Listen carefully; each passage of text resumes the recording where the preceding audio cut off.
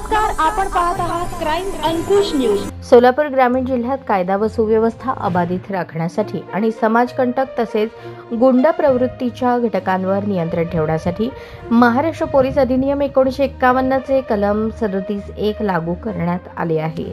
Upper जिल्हा दंडाधिकारी अभिजित पाटील यांनी दिलेल्या माहितीनुसार हा आदेश 25 ऑक्टोबर 2025 रोजी रात्री 8 पासून ते 9 नोव्हेंबर 2025 रात्री 8 पर्यंत लागू राहील।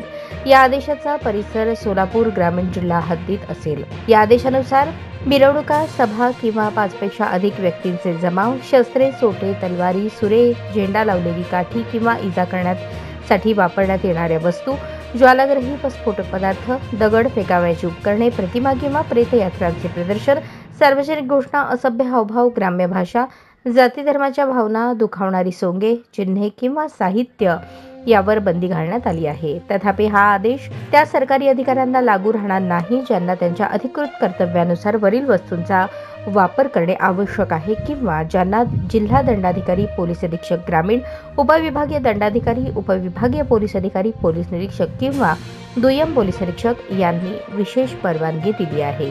चॅनलला लाईक करा, शेअर करा आणि सबस्क्राइब करा।